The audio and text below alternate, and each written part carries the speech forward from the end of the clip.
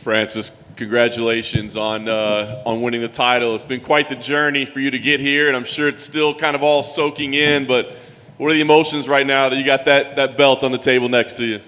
Thank you, John. I feel great, man.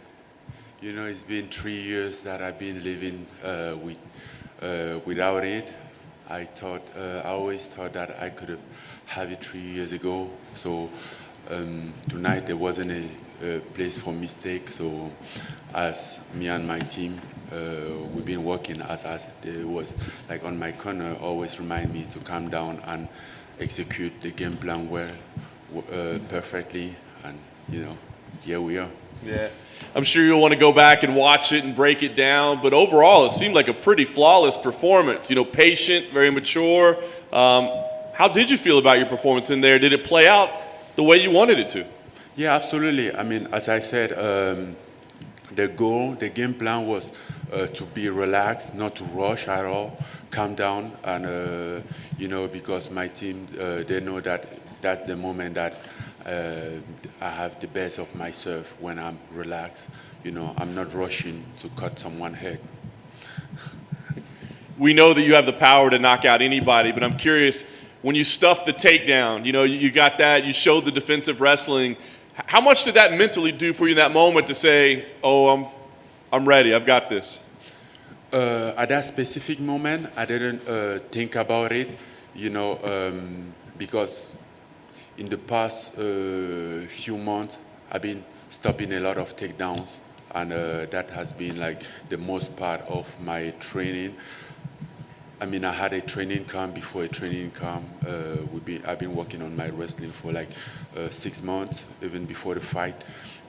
So at that moment, I didn't think about it. What I thought about it was how he was able to take shot and still going. But I've been here before, and he's tough. I know he's tough. There's nothing surprise about it. Don't get overwhelmed. Calm down and reset. Yeah. We saw the emotion in the cage with you and your team. I'm sure you wish you were champion 3 years ago, but in some ways, do you feel like you appreciate the accomplishment more because it didn't come so fast? You fell short and had to work your way back up. Do you feel like maybe you appreciate it more? Yeah, definitely.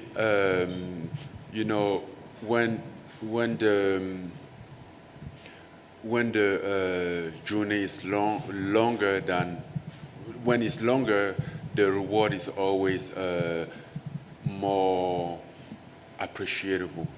So I'm sure I would have been happy 3 years ago, but I think from now, from my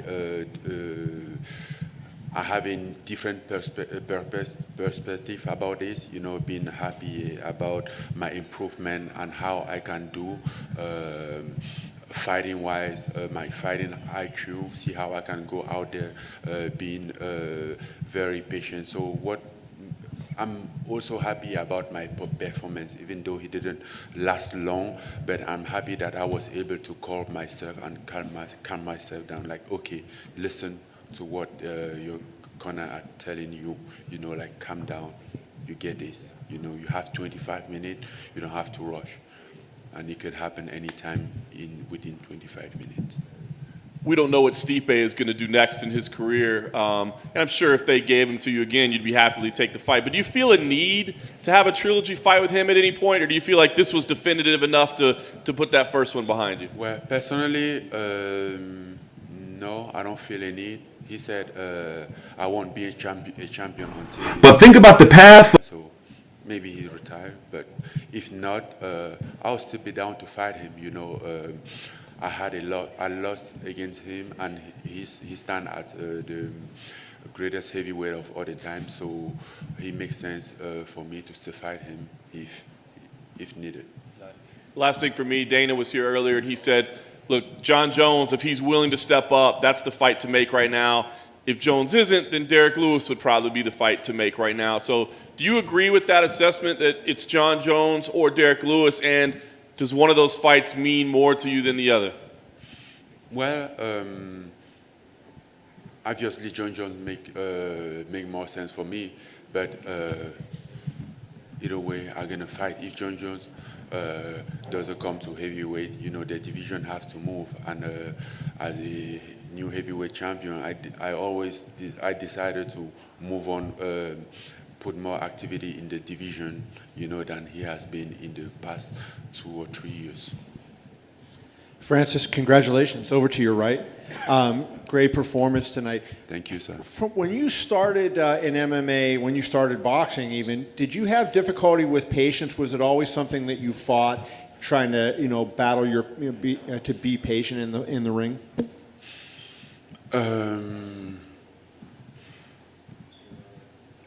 I think so. Yeah, I think so, because I didn't have a good understanding of like controlling a time. You know, I was going there not to fight during the time, but to fight instantly, and you know, rushing there. I didn't understand the patient part of it, the fight IQ, how they call it. But you know, learn everything. I had to learn everything, and I'm learning.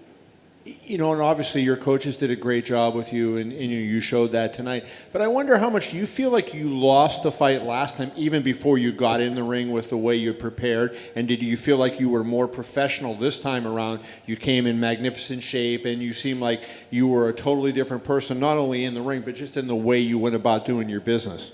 Yeah. This time was a whole different story. You know, we took time, set down every single thing differently, make it right, and I came here tonight knowing that if it doesn't go my way, I'm gonna be satisfied. I'm gonna look at myself. I'm like, okay, I did what I should have done. I did what needed to be done. You know, but didn't mean to like just give up like that. You know, obviously I have to fight, but just look at myself. I'm like, okay, I did the right thing. I'm here, so I can't regret anything else. A couple other things for me very quickly. First of all, I wonder, when you hit Stipe with that right hand from the top, when he was down after the second knockdown, you're a little scared like you might have hurt him, because, I mean, that was an unbelievable punch from the top there that you landed. Were you worried at all about him? No. You know, Stipe proved that he's a tough guy, and I knew that. So even when he fell the first round, I almost get him. But if it wasn't him, if he was somebody, he wouldn't get up. You know. But he's very tough, and I didn't want to give a chance for him to come back from that. Obviously, you being the third African champion, and you know, being a heavyweight, right? I mean, everybody loves the heavyweight champion. What impact do you think you're going to be able to have with, you know, young children in Africa? I know you've worked a lot with children and whatnot. And what impact do you think you're going to have with some of the children back home? Well, I think this is just like a symbol of dedication and perseverance. You know, for those children, somebody asked me like, what do I gonna do with the belt? And I was saying, maybe we're gonna find a place, in a public place in Cameroon, and put it there so some kids can look on it and he inspire them. They will understand that as a symbol of determination, you know, like somebody coming from where they are to get that. So everything is possible for them if they stay focused and believe in it, in their dream. So, I mean, I think it's my own way of doing it. I don't have any better idea than that, but that's what I'm going forward to do. And finally, there were a lot of celebrities here tonight. I wonder if any celebrities, any famous people texted you to congratulate you after your win. Probably, but I haven't had a chance to check my phone yet. You're welcome. Francis, over here, other side. I saw you were talking with Stipe right before they raised your hand. What were you saying to him after the fight? Well, I told him it was an honor sharing the octagon with him because he standard as my opponent tonight. But we all know what Stipe has done in the heavyweight division to become a greatest of all the time, you know, and to put me in this position to have the opportunity to be the one who fight the GOAT of the division, you know, is a good thing, and I appreciate it. Stipe is a good guy, and you know, but here we are just doing business. And then you voiced your displeasure over the years of not getting fights. Maybe the division is held up. You wanted to stay active, but now everyone has to come after you, and you're not going to be short of any fights. So even with that belt, are you looking forward to now just being more active now, and you can fight more often now that you are the champion?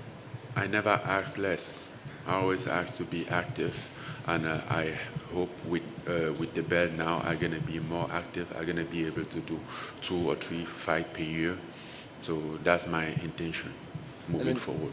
Before this fight, you gave an interview with Brett Okamoto of ESPN where you're saying, when you think of your childhood, you said there was something missing in your life, and maybe this UFC belt would fill that gap, and you could show people from your childhood that you weren't all that bad. So now that you have the belt, have you really thought about that, of filling that gap you didn't have as a kid?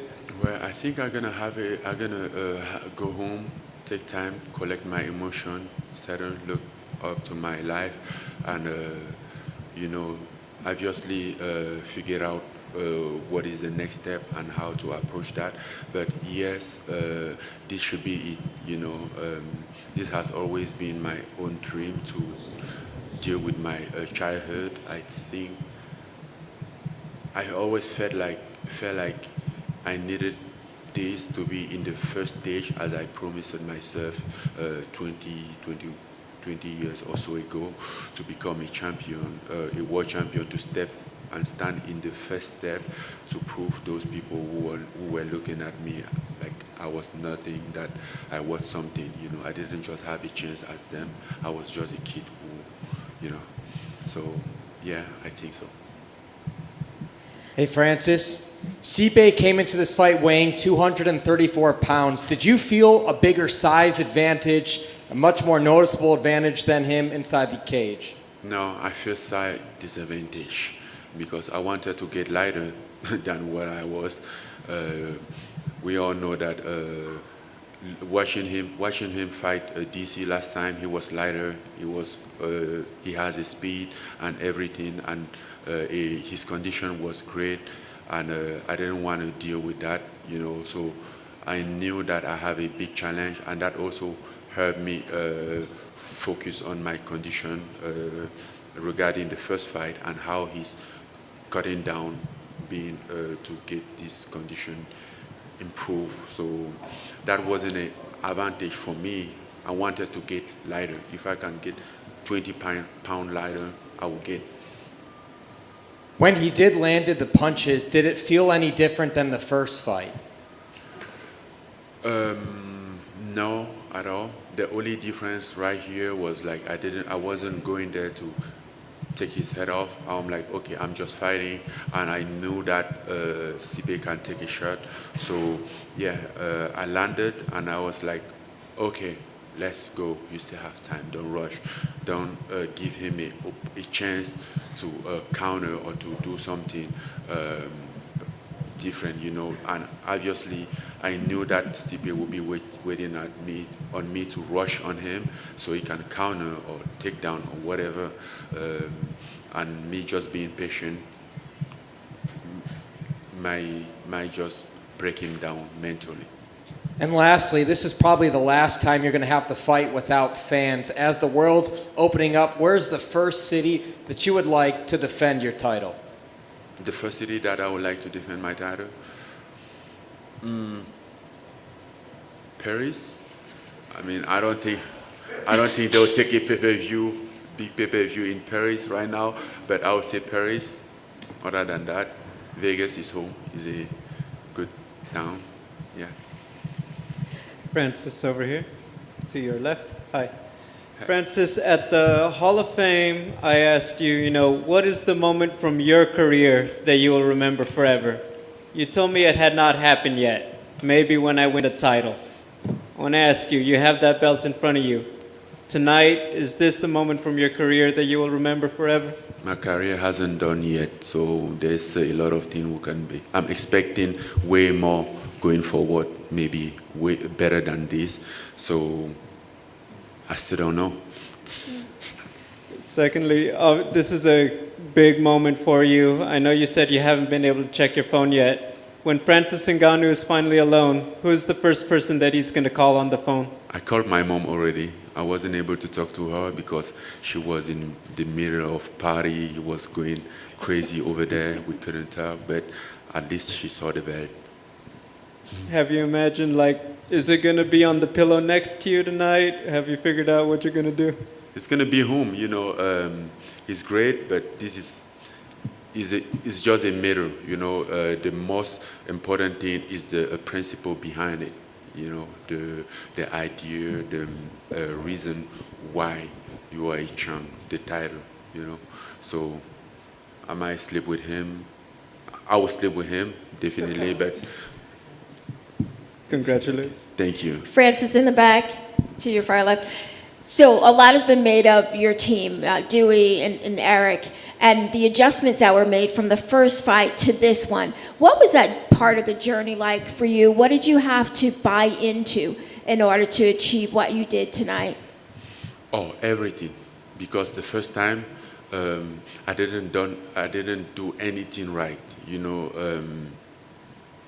like thinking about that fight, it was a whole mess. The whole process. I showed up that night, didn't even know what I was here for, didn't have an emotion, you know, because it was just all over. I was lost in between all this. You know, this time I took a time, collect myself, approach this differently, and I will appreciate it differently.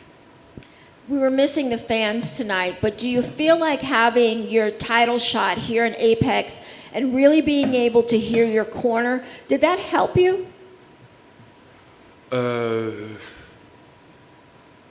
don't know. I think everyone can hear his corner when he's calm, when he's not rushing, you know, because they are closer and you kind of like get used to their voice during like practice, and that's what we do. You know, like the first thing that happened when we get in the octagon, I look up where my corner I see it, so I knew that that's where I'm gonna be looking for and trying to get in a voice from. Last question for me is Dana has referred to Stipe as the greatest UFC heavyweight of all time. Given your dominant performance tonight, where does that put you? I think there's still no doubt that Stipe is the greatest of all the time. You know, as his resume said, and nobody hasn't taken that from him. We're gonna see what's happened moving forward. You know, me fighting, defending the title, and from there we're gonna know where is my position. Francis, you've talked a lot about the first fight against Stipe, but after the fight, you were talking to Rogan. You actually mentioned the date, you know, January 20, 2018. How often have you thought about that date? How often have you thought about that fight? I thought about it. I don't know. I don't think I ever think of putting down the frequency of the thought about that fight, but I thought about it. Basically, when it comes to like fight, when I think about the title or all those stuff, I mean, I don't know how often, but all the time. And your journey has been documented, all the places that you've been and how you got here. But how important was Las Vegas? Like, how important has Las Vegas been settling here, finding a home, establishing yourself? How important has that been to your career? Everywhere has been very important for me. Las Vegas has been very important because as a nomad, I have a ability to make everywhere that I am look at like home. And today Vegas is home, and it's giving me everything that you can take from home. But 4 years ago, it was Paris, and Paris was home also. So, yeah. And are you going to take time to celebrate, or are you already thinking, next fight, getting ready, getting back in the gym, getting ready? I mean, I'm definitely going to take some time to rest, some time off. That's obvious. Knowing that I've been in the very long training camp, I was very exhausted at some point. But I would like to fight as soon as possible, so I'll be ready by summer, July or September, I think, or August, I think. So my last thing is, obviously tonight you've won the title, all this craziness is going on. Have you thought about the moment, like when you wake up tomorrow morning and realize, like, oh yeah, that happened? No, I haven't think about that, but even now I'm realizing that happened. There's no doubt about it. Thanks, man. Francis over here to your right. You got Kamaru Usman in your corner tonight, of course. So, what did you guys say to each other after you won tonight? Well, we just say 3. Meaning 3 African champion, and that was coming up here. I had that pressure on my shoulder, and I was afraid of letting them down, since they were expecting me to become champion and join them as an African champion in our own sort of like association. And now that you have accomplished that, and there are 3, what does that mean to you? It's very important. It's a hope. We stand as a hope for a whole continent when it comes to sport. We stand as a hope for all those Africans out there who doesn't have a chance and opportunity, and we just want to put them in the map. We just want to get the UFC, go there, make an event in order to give them hope, to make them believe in something, and for those who are training, so they can have a strong motivation, knowing that training can one day end up somewhere. And then just last thing, I know you said after the fight that Jon Jones makes sense as the next fight. Will you tell the UFC that? Will you say like, hey, that's the guy I want? I'm the champ. I want to fight Jon Jones next. I might be the champ, but I don't make a call. I'm just a fighter. So the UFC decide what really happened. But for what I want or what I would like, yes, I would like that. Thanks, Francis. Congrats. You're welcome. Congratulations, champion. Thank you very much. Sir, you haven't been shy at all about it, touching on the lowest of the lows, and I'm sure you will experience the highest of the highs.